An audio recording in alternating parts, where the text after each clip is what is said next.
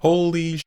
Blizzard buffed Overpower without nerfing Blood Surge, so this build will be absolutely broken, and I'm here to explain the more technical side of the build so you can make it as powerful as possible.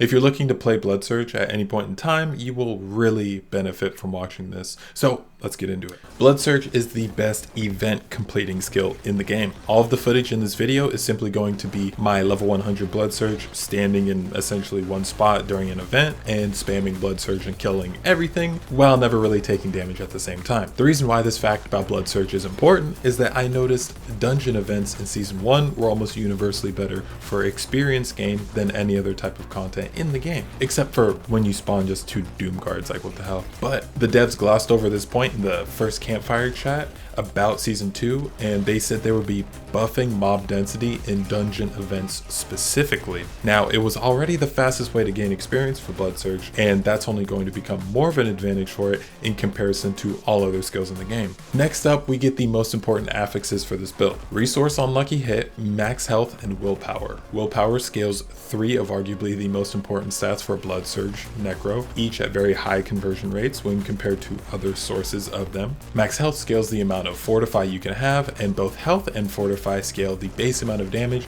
your overpowers will be scaling off of. And Resource on Lucky Hit is essentially guaranteed to proc once per cast if you're fighting a decently sized mob of enemies, because Blood Surge targets enemies as a true AoE skill, meaning the siphon effect, the first part of Blood Surge, has no upper limit, and neither do the Nova parts, but the siphon portion has no upper limit to the amount of enemies it can target. And couple this interaction with the Mother's Embrace resource refund, which only procs once per cast unfortunately, the resource generation from Willpower, and the resource reduction you'll likely have from different pieces of gear, and the 6 essence gained on kill from the rare node on the Bone Graft Paragon board, and you've got yourself a near infinite amount of resource to spam Blood Surge with. You'll want to be using a wand as it has the highest base attack speed and boosts your various lucky hit chances. Shields can basically roll everything a chest armor can roll, but also a couple more things like resource cost reduction. A best in slot shield will be about as difficult to get as a best in slot necklace,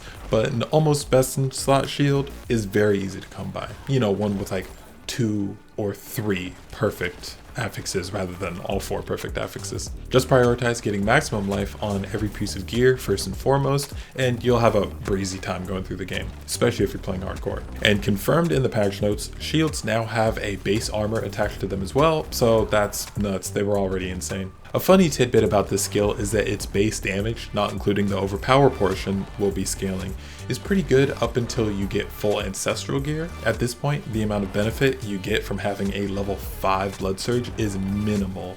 So you can just refund 4 of those points and put them elsewhere in the skill tree and suffer no drawbacks because of it. This is one of the most satisfying moments of building the character. Like seriously, something about leaving Blood Surge at level 1 out of 5 just feels so good and efficient. On top of that, you won't need any plus levels to Blood Surge on your gloves, so you can focus on what matters, like lucky hit resource gain, attack speed, willpower, and all stats. Something else that's funny about this build is that I ended up maxing out the Dominate Rare Glyph because it gives a ton of overpower damage, of course, but every other rare glyph hardly gives any benefit to the build. So I actually ended up maxing out the blue Overpower glyph and use that instead. It ended up being the most impactful, and I think the only time in Diablo 4 where a blue glyph outclasses its rare counterparts, which is just funny stuff, lol. Along your Blood Surge journey, you'll probably be wondering at some point, why do I feel like that affix didn't give me that much damage, if any?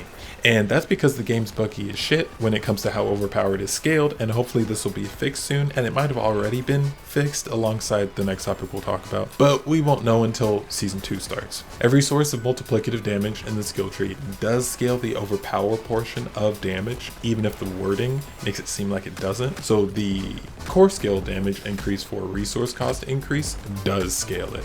On the flip side, almost all affixes on gear don't affect it. Percent damage doesn't scale it, physical damage doesn't scale it, crit damage when you get overpower crits don't scale it. Unless you're using the corpse tendril aspect, then crit damage does in fact scale it, but I haven't tested this in months, so the interaction might not exist anymore, or they might have just patched the bug over. As of right now, basically only overpower damage and blood skill damage scale the overportion power of damage from Blood Surge specifically. But sadly, blood skill damage isn't useful because of how the different sources of multiplicative overpower damage scale. The multipliers to overpower damage scale the overpower stat, not the damage itself. It comes out to the same amount of damage, however the equation looks something like this. So the blood skill damage isn't multiplied, unfortunately, so you can get more effective stats other than this to make your character stronger overall. And that's it. A lot of technical explanations, I know, but you will definitely be less frustrated overall than I was when I was trying to figure all this out on the fly while racing in Season 1. It was horrible. Hell, the multiplicative overpower damage from the Paragon board didn't affect Rathma's Vigor until my race to level 100 in Season 1 was over already. Stupid.